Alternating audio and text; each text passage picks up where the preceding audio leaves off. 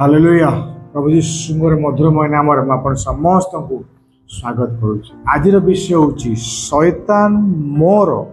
दास। शैतान मोर दास अर्थ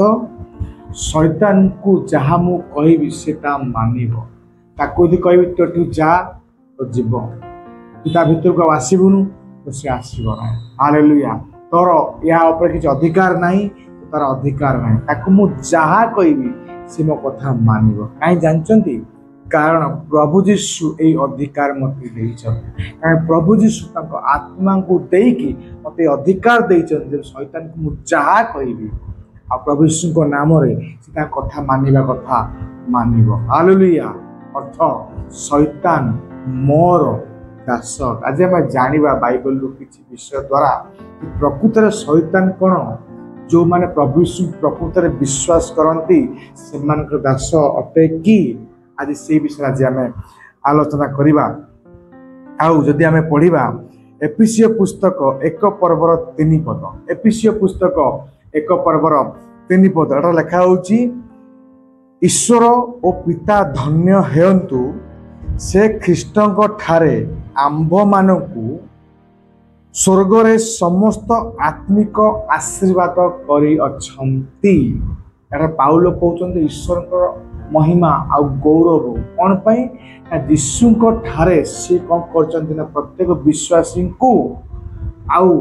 आत्मिक आशीर्वाद देछन्ते। कोड करछन्ती स्वर्गरे करछन। कोड करछन्ती ना स्वर्गरे, पृथ्वी रे नुह।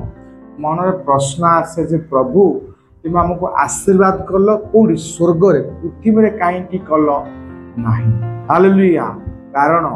स्वर्ग पृथ्वी ठारू महान अटे, स्वर्ग पृथ्वी ठारू श्रेष्ठ अटे। स्वर्गरे समस्त प्रकार शक्ति आधिपत्य कर्तापण स्वर्गरे थाए आ स्वर्गरे मध्य ईश्वर रुहंती। जदि स्वर्गरे ईश्वर आमको आशीर्वाद करछन्ती, स्वर्गरे परमेश्वर हमको आत्मिक आशीर्वाद द्वारा आशीर्वाद युक्त करिछन्ती, ताहले पृथ्वी मध्य आमानकर अधीन अटे। कारण स्वर्ग जदि मु आशीर्वाद प्राप्त अटे आ स्वर्गर अधीन कि अटे, पृथ्वी अटे। स्वर्ग रे परमेश्वर मते आशीर्वाद करछन्ती बा स्वर्गर रो अधीन मु अटे, ताहले मोर अधीन मध्य पृथ्वी अटे। सेति पई से पृथ्वी रे आशीर्वाद आमानकु न करिकि स्वर्ग रे कले। वर्तमान में जानिबा जे स्वर्ग कोन, आत्मिक आशीर्वाद कौन, प्रकृत में कौन शैतान मोर दास अटे कि आज से विषय बर्तमान आम आलोचना करिया। प्रथम जानिबा स्वर्ग कौन अटे। स्वर्ग शून्य मंडल, स्वर्ग आकाश अटे। हालेलुया स्वर्ग कौन अटे, शून्य मंडल आ आकाश अटे। जदि आपण आदि पुस्तक 1 पर्वर 1 पद पढ़िबे, आदि पुस्तक 1 पर्वर 1 पद एटा लिखा होची, आद्यरे परमेश्वर स्वर्ग समूह और पृथ्वी को सृष्टि कले। लिखा स्वर्ग समूह अर्थ गोटाए विषय लिखा जाउनी, समूह कहे 2 रु अधिक विषय को बुझाई था। परमेश्वर कहते जे केवल गोटाए स्वर्ग तैयारी कलिनी, मु 2 रु अधिक तैयारी कली। कहीं 2 रु अधिक तैयारी कले, स्वर्ग तो गोटे थे परमेश्वर से जगह रही था, 2 रु अधिक कहीं तैयारी कले। कारण परमेश्वर जानते जे आदम आउ शैतान द्वारा परीक्षित होई हारिब, आउ शैतान मध्य तार दूत मान सहित स्वर्गीय स्थान मान रही आउ से से कौन कले 2 रु अधिक कौन कले स्वर्ग तैयारी कले, जेपरि सर्वश्रेष्ठ जगार आ परमेश्वर रहिबे। आउ जो 2टी प्रथम द्वितीय जो स्वर्ग रहा स्वर्ग गुड़ाक रही से जगह शैतान रहा, समय आसो से स्वर्ग जगार कौन करेंगे ना परमेश्वर विश्वास कर विश्वास करता लोक मान कौन करेंगे से स्वर्गीय स्थान मानक आशीर्वाद करेंगे, आत्मिक आशीर्वाद आशीर्वाद करेंगे। जेपरि शैतान कौन हम से समस्त विश्वासी मानकर चाकर बा दास। हालेलुया स्वर्ग गोटे नुह 2 रु अधिक। जदि आमे द्वितीय करंथियो 12 पर्वर 2 पद पढ़ा, द्वितीय करंथियो 12 पर्वर 2 पद लिखा होची, मु ख्रीष्टाश्रित जन लोक को जाने से 14 वर्ष पूर्वे तृतीय स्वर्ग पर्यंत नित है। पाउल कहते जे जन को मु जाने बा पाउल निजे विषय कहते जे कौन है ना तृतीय स्वर्ग पर्यंत, अर्थ चतुर्थ कहीं कहलेनी तृतीय हूँ शेष प्रथम द्वितीय तृतीय हूँ शेष समस्त उपरे से स्वर्ग अच्छी जो कि परमेश्वर आ परमेश्वर दूत मान बास करती आ पाउल कहते जे मु से जगह को कौन ना नीत हो उठाई गोटे स्वर्ग यथेष्ट था प्रथम द्वितीय कहीं गले कारण ईश्वर जानती आगामी समय रे आदम हार आ शैतान से प्रथम द्वितीय स्वर्ग जाके बास करेंगे आ मत जो मैंने विश्वास करे से कौन करी से स्वर्गीय स्थान मान आशीर्वाद करी आत्मिक आशीर्वाद करी जहाँ फल शैतान जो स्वर्ग थी नाटक करुच्ची ड्रामा करुच्ची आ साधारण लोक मैंने विताड़ित करेंगे से दंडित करेंगे से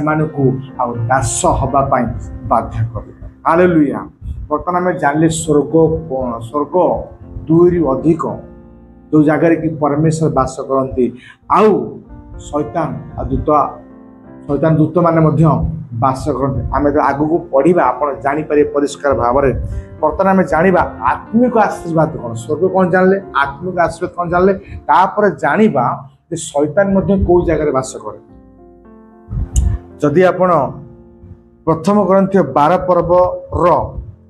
8 पदरु नहीं 10 पदर शेष पद पढ़िए प्रथम ग्रंथि 12 पर्वर 8 पदरु नहीं 10 पद शेष पद लिखा होची आत्मिक आशीर्वाद गुड़ाक कौन अटे ना बुद्धिर वाक्य ज्ञानर वाक्य विश्वासर विषय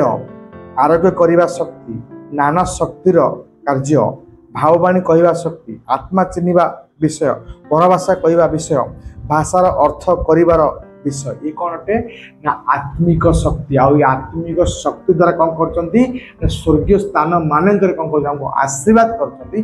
यही सब जाक विषय को व्यवहार करके जो शैतान स्वर्गीय स्थान मानक रही दूत मान नहीं विताड़ित करवा दास करवा लिखा जाऊँगी गालातिया पुस्तक 5 पर्वर 22 पद पढ़ा लिखा होची आत्मिक आशीर्वाद कौन अटे प्रेम आनंद शांति दीर्घ सहिष्णुता परोपकारिता भद्रता मृदुता विश्वासता आउ आत्मसंयम हालेलुया। ये दुईटी विषय होची आत्मिक आशीर्वाद जोटा कि परमेश्वर हम स्वर्गीय स्थान मान कौन कर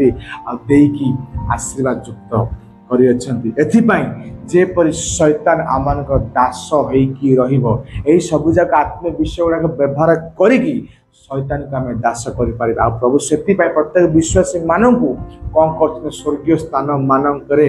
आशीर्वाद कर आम एफिसियों पुस्तक 6 पर्वर 12 पद पढ़ा एफिसियों पुस्तक 6 पर्वर 12 पद लिखा जाउची आधिपत्य कर्तापण जगतपति और आकाश मंडल दुष्टात्मा विरुद्ध आम लड़ाई क्या विरुद्ध लड़ाई अटे लिखा जाउची आधिपत्य कर्तापण जगतपति और आकाश मंडल दुष्टात्मा विरुद्ध एम से कौट रुहति आकाश मंडल अर्थ स्वर्ग कौट रुहति आकाश कौन परमेश्वर पाखे रुहति परमेश्वर तृतीय स्वर्ग रुहति कि प्रथम द्वितीय आउ जोटा कि आम आकाश मंडल को आकाश मंडल अर्थ ही स्वर्ग हालेलुया आ सही जगार कौन हुए दुष्ट आत्मा माने आधिपत्य माने कर्तापण माने जगतपति माने कौन कर जगह कौन करते ना बास कर पढ़ा एफिसियों पुस्तक 2 पर्वर 1 पद लिखा होची पुणी आकाश मंडल राज्यर अधिपति अर्थात मंद अधिपति कहले किए ना शैतान को बुझौ अर्थ समस्त ऊपर जी पति जी अधिकारी से किए अटे ना से शैतान कौन बास कर लिखा होची आकाश मंडल राज्यर कौन आकाश मंडल राज्यर अर्थ आकाश मंडल स्वर्ग अटे जोटा कि राज्य अटे जो जगार कि शैतान ता दूत मानक नहीं बास कर हालेलुया आ परमेश्वर आ स्वर्गीय स्थान मानक आकाश मंडल राज्य मानक शून्य मंडल कौन कर आत्मिक आशीर्वाद द्वारा आशीर्वाद युक्त करपरी शैतान आमर दास हम हालेलुया शैतान जेपरि आमानकर चाकर हम से कौन कर आउ स्वर्गीय स्थान मानकर आशीर्वाद कर शेष पद पढ़ा लोकलिखित सुसमाचार 10 पर्वर 18 पद आउ 19 पद लोकलिखित सुसमाचार 10 पर्वर 18 पद आउ 19 पद ये जगह कौन प्रभु यीशु शिष्य मानक गाँ सहर मानक पठे सुसमाचार कहवाई ईश्वर आज सन्निकट कहवाई पठे किंतु आउ ता सहित कहते सुसमाचार प्रचार करने सहित सुस्थतार कार्य कर आउ जो से फेरुन देखुं जे प्रभु यीशु नाम बड़ बड़ आश्चर्य कर्म हो प्रभु आउ जो शिष्य आस कहते प्रभु यीशु आपन नाम सब आश्चर्य कर्म गुड़ा कौच तो प्रभु यीशु बढ़िया कथा कहते शैतान को स्वर्गर बिजुली परी पड़ा मुझे देखिली कौट शैतान पड़ुची स्वर्ग कौटा मंडल शून्य मंडल स्वर्ग आ प्रभु से कहते तो तुम्हें मो नाम को नहीं व्यवहार करके प्रार्थना कर देखु शून्य मंडल आकाश मंडल कौन हो शैतान माने शैतान शैतान आता दूत मैंने कौन होती पड़ुंट बिजुली पड़ी पड़ुंट कौटी स्वर्गर पड़ुंट लिखा हो देख मु तुमको साप बिछा पर आउ चलने को क्षमता दे प्रिय भाई बोले साप किए शैतान बिछा किए शैतान दूत मान लिखा हो चलने अर्थ से आम गोड़ तले रही आम पाद तले आम गोड़ तले से रे कहीं आम चाकरा प्रभु से कहते मुझे तुमको क्षमता देती क्षमता कौट देती स्वर्गीय स्थान मानक लिखा जे पुणी शत्रु समस्त क्षमता उपर तुमको क्षमता दे समस्त क्षमता उपर